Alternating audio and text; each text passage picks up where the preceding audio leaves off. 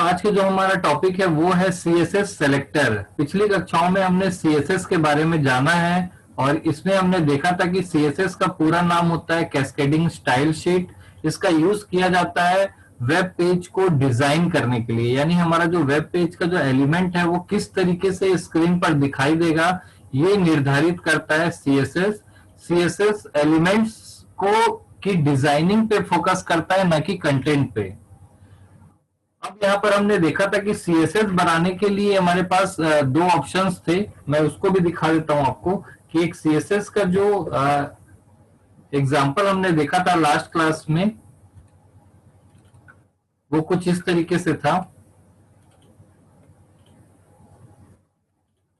अब देखेंगे कि यहाँ पर स्टाइल नाम का एक टैग यूज किया गया है। सीएसएस बनाने के लिए स्टाइल नाम का टैग यूज किया जाता है।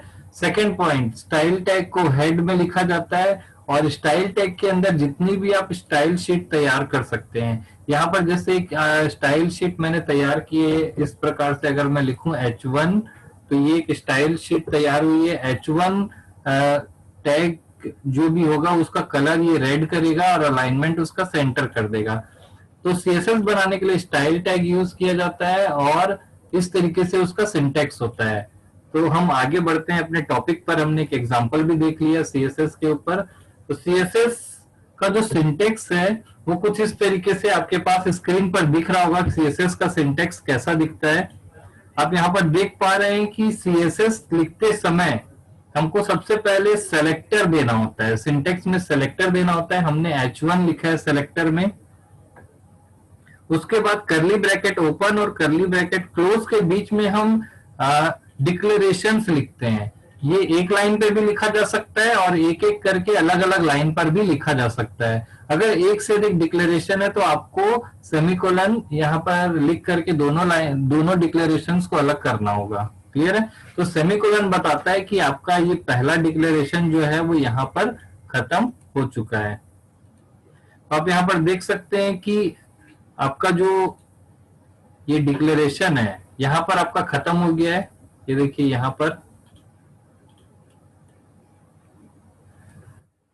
तो यहाँ पर इस स्टेटमेंट में एक सेलेक्टर है और दो डिक्लेरेशंस हैं। क्लियर है? डिक्लेरेशन जो पार्ट होता है उसमें भी दो हिस्से होते हैं, एक होता है प्रॉपर्टी और दूसरी होती है वैल्यू, और इन दोनों के बीच में कोलन के द्वारा इन दोनों को अलग अलग किया जाता है। तो यहाँ पर ये जो डिक्लेरेशन लिखा हुआ है उसको आप कुछ इस तरीके से समझ सकते हैं। और साथ ही साथ आज जो हम फोकस करेंगे वो होगा हमारा सेलेक्टर। ये जो सेलेक्टर वाला जो हिस्सा है जो हमारे HTML बॉडी में सेलेक्ट करके उसको स्टाइल देने का काम करता है। तो इस सेलेक्टर का क्या रोल होता है, इनके क्या टाइप है, यही आज हम देखेंगे। पिछली कक्षाओं में सेलेक्टर के कुछ एग्जांपल्स भी हम देखे थे, उनको रिवाइज भी करेंगे। हम यहाँ पर देख रहे हैं कि सीएसएस में जो सेलेक्टर होता है उसका काम होता है कि वो HTML के एलिमेंट को सेलेक्ट करता है जिसे हमें स्टाइल देना हो। डिक्लेरेशन ब्लॉक में सेमीकोलन द्वारा अलग अलग किए गए एक से अधिक ब्लॉक्स या डिक्लेरेशन ब्लॉक्स हो सकते हैं। सेमीकोलन के द्वारा उनको अलग करना जरूरी है अगर एक ही लाइन पर लिखा गया है तो। सेलेक्टर्स पे फोकस करें तो सेलेक्टर्स कई टाइप के होते हैं। यहाँ पर कुछ स्पेशल टाइप्स आपके सामने यहाँ पर लिखे हुए हैं, जिसे हम element selector, ID selector, class selectors, universal selector और ग्रुप सेलेक्टर के नाम से भी जानते हैं। इनके अलावा कुछ और सेलेक्टर्स भी होते हैं, उनका कॉम्बिनेशंस भी होता है, बट हम इन 5 सेलेक्टर के टाइप्स पर फोकस करेंगे। जिसमें आपने अभी जो एग्जांपल देखा था वो एलिमेंट सेलेक्टर का एग्जांपल था। आपने अभी जो भी एग्जांपल देखा लास्ट स्क्रीन पर मैं आपको दिखा दूं कि ये जो स्टेटमेंट लिखा गया है यहाँ पर जो ये सेलेक्टर यूज किया गया है ये एक एलिमेंट सेलेक्टर का एग्जांपल है, क्योंकि यहाँ पर HTML का कोई एक एलिमेंट जो कि H1 दिख रहा है उसको सेलेक्ट करके उस पे स्टाइल दी जा रही है। तो ये एलिमेंट सेलेक्टर का एग्जांपल है और जो एक सिंपल सेलेक्टर होता है एलिमेंट सेलेक्टर। आईडी सेलेक्टर अगर आपको यूज करना है तो आईडी सेलेक्टर को यूज करने के लिए आपको हैश सिंबल का यूज करना पड़ेगा। इसको भी हम एक एग्जांपल से देखेंगे। क्लास सेलेक्टर के लिए डॉट ऑपरेटर का यूज करना पड़ता है। ये ऐसा एक डॉट लिखना होगा। यूनिवर्सल सेलेक्टर और ग्रुप सेलेक्टर्स को भी हम आगे देखेंगे। तो ये कुछ टाइप्स हैं और आप इनको एक एक करके देख के समझ सकते हैं।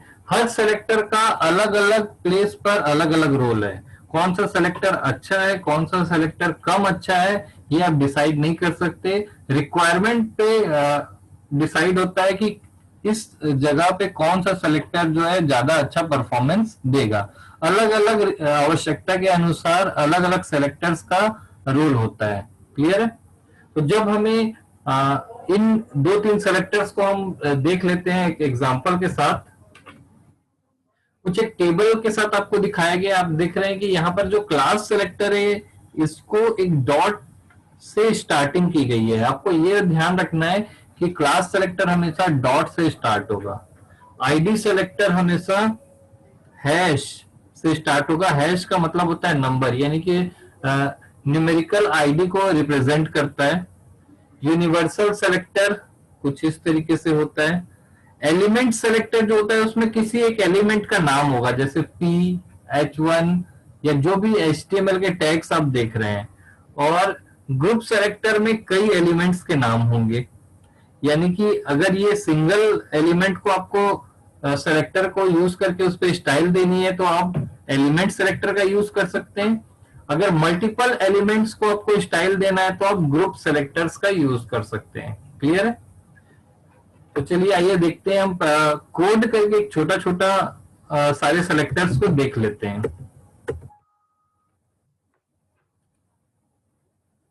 तो आपके सामने यहाँ पर एक कोड ओपन है और हर क्लास की तरह हम फिर से इसको एक बार देखेंगे कि किस तरीके से कोड हम करते हैं। मैं आपको फिर से बता दूं कि यहाँ पर दो स्क्रीन हम ओपन करते हैं।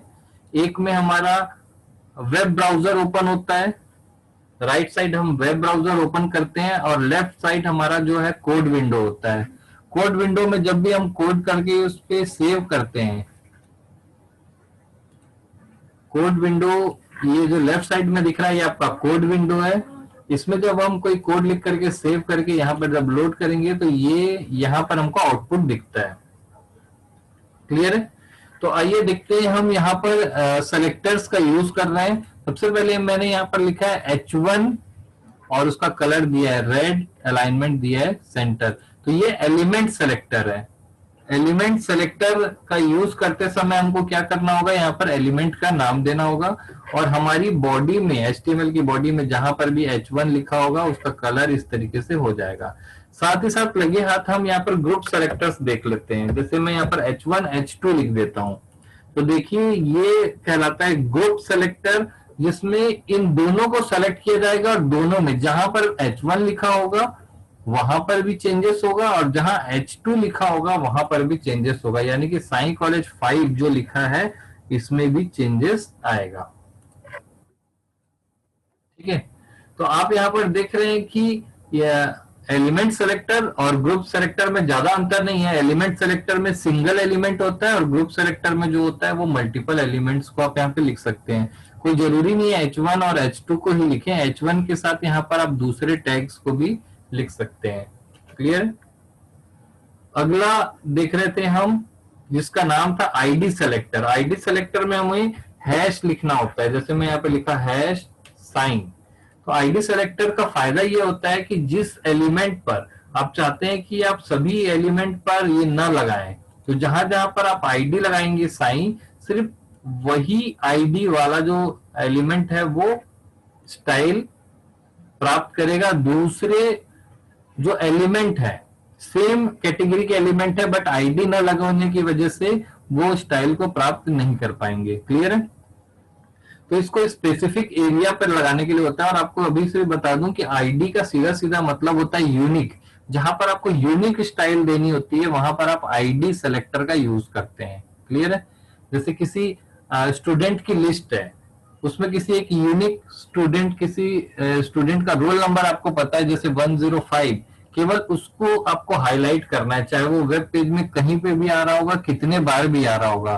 तो उसमें फिर आप आईडी सेलेक्टर का यूज कर सकते हैं। आईडी सेलेक्टर का खासियत दूसरा ये है कि मैक्सिमम आप कोशिश करेंगे किसी दो एलिमेंट की आईडी सेम ना हो, क्योंकि जब आप बड़ा प्रोजेक्ट बनाते हैं या बड़ा कोड करते हैं, किसी बड़े पेज को बनाते हैं, तो आईडी के द्वारा ही उसे आइडेंटिफाई किया जाता है किसी एलिमेंट को।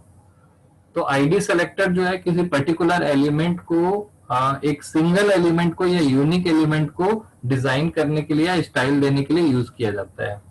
अगला देखते हैं, ये आपका जो एग्जांपल दिख रहा है ये है आईडी सेलेक्टर का एग्जांपल। अगला देखते हैं हम क्लास सेलेक्टर का एग्जांपल। क्लास सेलेक्टर को बनाने के लिए यहां पर लिखना होगा, क्लास सेलेक्टर का नाम मैंने साइन ही रखा है, बट यहां पर जो स्टार्टिंग मैंने की है वो किया है डॉट के साथ। तो आप यहां पर देखेंगे कि जब मैं इसको हटा देते हैं इसको पहले ताकि कंफ्यूजन ना हो, आप यहां देखेंगे कि मैंने आईडी सेलेक्टर लिखी थी। अब आईडी की जगह मुझे यहां पे क्या लिखना होगा, क्लास।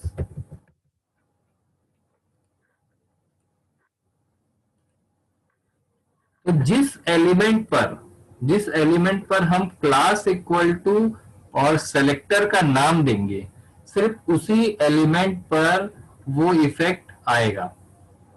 हमने यहां पर दिया क्लास इक्वल टू साइन, तो फिर ये एलिमेंट, ये जो इफेक्ट है वो सिर्फ इस पर आएगा। क्लियर है? अब आपके दिमाग में ये क्वेश्चन आ रहा होगा कि आईडी सेलेक्टर और क्लास सेलेक्टर में अंतर क्या है, क्योंकि यही चीज हम आईडी सेलेक्टर में भी कर रहे थे। यहां पर आईडी इक्वल टू साइन लिख रहे थे, तो ये ID class equal to sign अगर मैं यहां पर लिख देता हूं तो यहां पर भी सेम इफेक्ट आएगा। अब आपको दोनों ही जो आउटपुट है वो सेम लग रहा होगा, आईडी सेलेक्टर और क्लास सेलेक्टर का। बट क्लास सेलेक्टर की एक खासियत होती है कि यहां पर आप एक स्पेसिफिक एरिया उसको बता सकते हैं। क्लियर? तो अगर मैं ये हटा देता हूं, पहले हम ये हटाते हैं,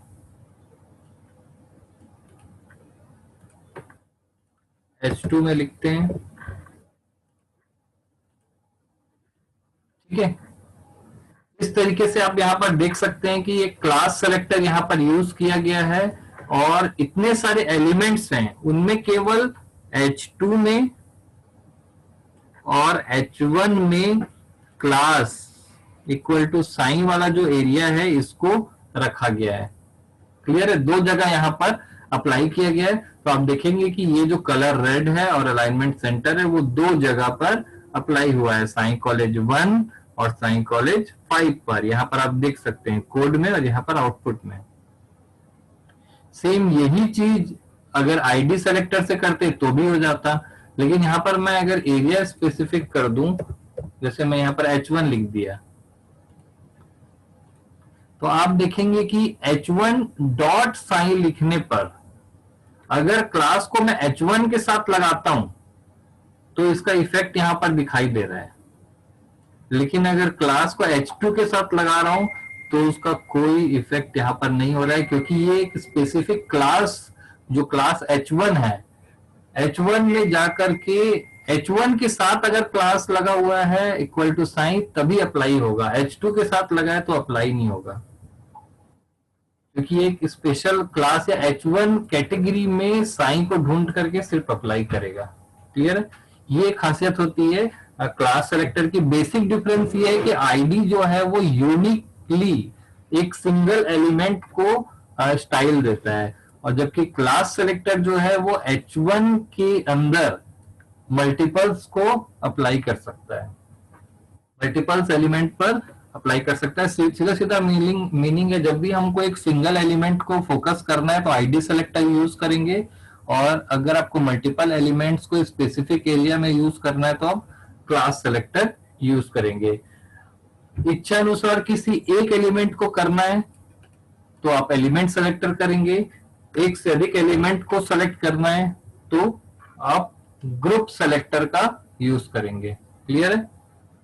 तो इस तरीके से आपने देखा कि कुछ सेलेक्टर्स थे, यूनिवर्सल सेलेक्टर करने से वो सभी पे अप्लाई हो जाता है। तो ये थे सेलेक्टर्स, जिसमें आपने इसके बारे में देखा कि सिंटेक्स में आपका जो सेलेक्टर वाला एरिया है, ये वाला, ये जो आपका एरिया है इसको हमने आज कवर किया विथ एग्जांपल, एक से अधिक सेलेक्टर और एक से अधिक स्टाइल शीट करके। हालांकि एक अच्छे वेब पेज की अच्छी डिजाइन करने के लिए काफी ज्यादा मेहनत और काफी ज्यादा क्रिएटिविटी की जरूरत होती है। कोई जरूरी नहीं है कि आपको अगर सेलेक्टर के बारे में पता है तो आप एक अच्छा वेब पेज डिजाइन कर लेते हैं। वेब पेज की का लुक एंड फील देने के लिए, अच्छा लुक देने के लिए आपके अंदर क्रिएटिविटी होनी चाहिए। और इसका सबसे अच्छा एग्जांपल है कि सभी को, अभी मैं बोलूं तो एक छोटा सा पेंटिंग करने सभी को आता है, लेकिन अगर मैं 4 लोगों को पेंटिंग करने बोलूं या 4 लोगों को रंगोली बनाने के लिए बोलूं तो कोई एक या दो ही है जो बहुत अट्रैक्टिव रंगोली बनाता है, क्योंकि उनको कलर कॉम्बिनेशंस और उसकी डिजाइनिंग के बारे में ज्यादा अच्छे से पता होता है। बल्कि रंग भरना, रंगोली में रंग भरना या स्केच पेन से कलर करना वो सभी को आता है, लेकिन कलर का जो कॉम्बिनेशन होता है वो हर किसी को उतना अच्छा नहीं आता है। तो इसके अंदर क्रिएटिविटी भी होना चाहिए, तब सीएसएस का यूज अच्छे से करते बनता है। अगली चीज ये है कि आपका जो कोई पेज दिखाई देता है, ये बहुत इंपॉर्टेंट चीज है। जैसे मैं आपको एक पेज ओपन करके दिखाता हूं,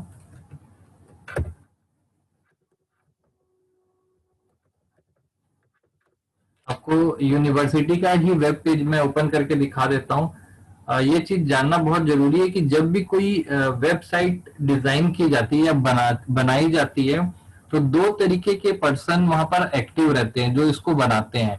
पहला पर्सन जो होता है वो कंटेंट को डिसाइड करता है। जैसे मैंने आपको सीएसएस में दिखाया था कि एचटीएमएल का जो कंटेंट होता है वो पहला पर्सन जो है डेवलपर कंटेंट को डिसाइड करता है। दूसरा पर्सन होता है वो भी एक्टिव रहता है साथ में, और वो डिजाइन को डिसाइड करता है। यानी कि डेवलपर कंटेंट बताएगा और जो डिजाइनर है वो बताएगा कि डिजाइन कैसे होता है। तो दो लोग एक साथ वर्क कर रहे होते हैं, दो टीम होती है। तो जैसे ये पेज बना होगा तो इसमें क्या क्या कंटेंट्स आए होंगे वो एक टीम ने डिसाइड किया होगा, और इसका लुक कैसा होगा ये दूसरी टीम ने डिसाइड किया होगा। तो दो लोग एक साथ वर्क करते हैं, एक ही पर्सन दोनों काम ज्यादातर नहीं करते हैं, क्योंकि दोनों अपना अलग अलग एरिया है और दोनों में बहुत ज्यादा मेहनत लगती है। क्लियर है? इसमें अभी आपको किसी को कोई डाउट है तो आप लोग पूछ सकते हैं डाउट को।